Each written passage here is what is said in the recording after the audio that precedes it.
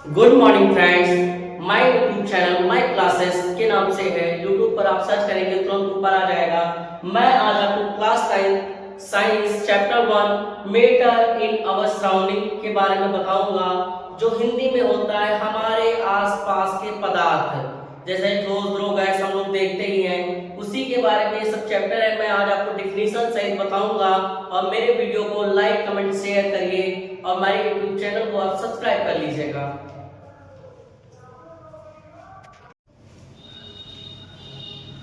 जैसे मैं आपको मैटर इन आवर सराउंडिंग के बारे में बताने जा रहा हूँ, हमारे आसपास के पदार्थ जो होते हैं। जैसे हमारा आ गया पदार्थ, पदार्थ को इंग्लिश में हम कहते हैं मैटर। मैटर जैसे anything that has mass and occupies space is called matter. जो वस्तु द्रव्यमान रखती है और स्थान घेरती है उसे हम पदार्थ कहते हैं। जैसे हवा, जैसे आप गुब्बारे में हवा भरते हैं तो वो स्थान घेरती है।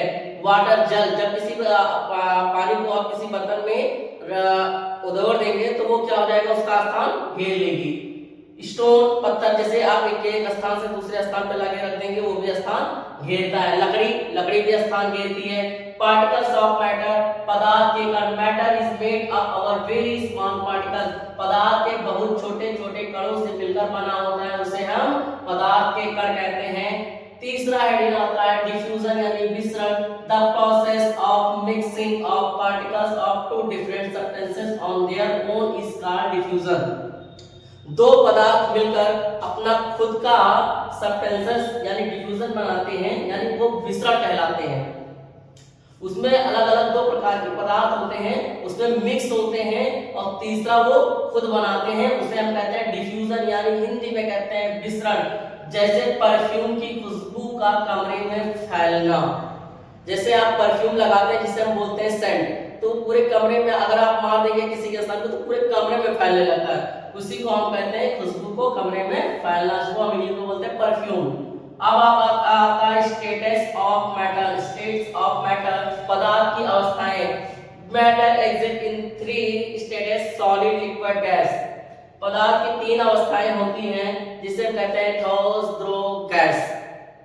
आप इसके बारे में हम बताने जाएंगे, आप लोग तब तक इसको नोट कर लीजिए।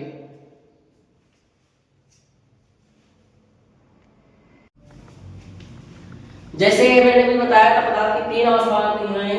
3 अवस्थाएं होती है सॉलिड लिक्विड गैस। पहले हम सॉलिड के बारे में बताएंगे। ए solid has definite shape and definite volume. ठोस पदार्थ का आकार और आयतन निश्चित होता है, उसे हम ठोस कहते हैं। जैसे स्टोन, वुड यानी पत्थर और लकड़ी, इनका आयतन निश्चित होता है। जो भी ठोस होते हैं उसे हम ठोस पदार्थ कहते हैं। जैसे आपने देखा लकड़ी, पत्थर, ईटा, ये सब जो आ जाते हैं ये सब ठोस होते हैं। दूसरा पॉइंट आता है लिक्विड। लिक्विड का मतलब होता है द्रव। A liquid has definite volume but no definite shape. द्रव का आयतन निश्चित होता है लेकिन आकार निश्चित नहीं होता है, क्योंकि कोई भी तरल पदार्थ को आप किसी भी बर्तन में या किसी भी जगह डालेंगे वो उसी का आकार ले लेगा, इसलिए उसका आकार कभी भी निश्चित नहीं होता है। जैसे जल, दूध और तरल पदार्थ, जिसे हम इंग्लिश में बोलते हैं वाटर, मिल्क और ऑयल। तीसरा पॉइंट है gas. Gas has neither definite shape nor definite volume. Gas का ना तो निश्चित आकार होता है और ना ही निश्चित आयतन होता है, उसे हम गैस कहते हैं। जैसे एयर और ऑक्सीजन। और अगला पॉइंट आ जाता है इवापोरेशन यानी वाष्पीकरण।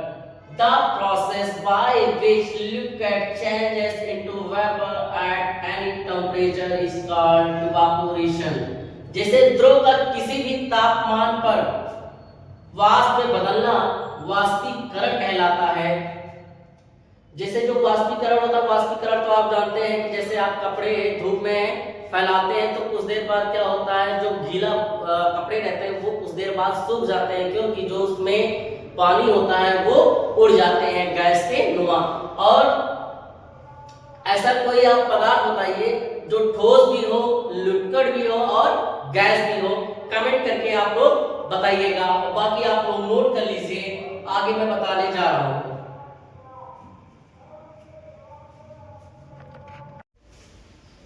अब आपका अगला पॉइंट आ गया कंडेंसेशन यानी संघनन।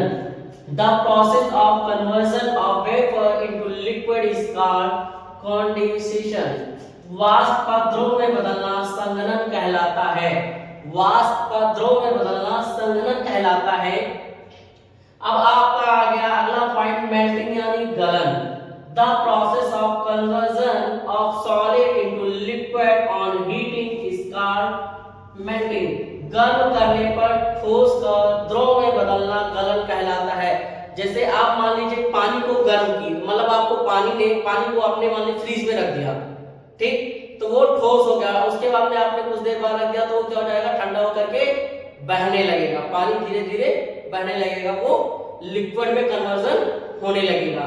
अब आपका तीसरा आ जाता है फ्रीजिंग यानी जमना। The process of conversion of liquid into solid on cooling is called freezing.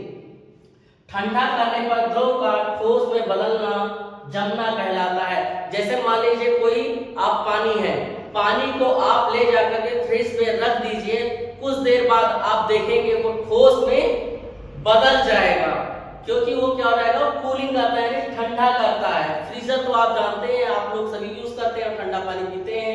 अगर आप उसको रख देंगे बर्तन में कुछ देर तक, कुछ समय तक, तो वो कुछ देर बाद क्या हो जाएगा, बर्फ में जम जाएगा, तो वो ठोस मतलब गर्म द्रव को वो ठोस में कन्वर्जन कर देगा यानी बदल देगा। उसी को हम कहते हैं फ्रीजिंग यानी जमना। आप इसके मैं अगला वीडियो कल डालूंगा चैप्टर 2 साइंस का। आप लोग इस वीडियो को लाइक, कमेंट एंड शेयर करिएगा। आप लोग बताइएगा वीडियो कैसी लगी और चैनल को हमारे सब्सक्राइब कर लीजिएगा। धन्यवाद। Have a nice day.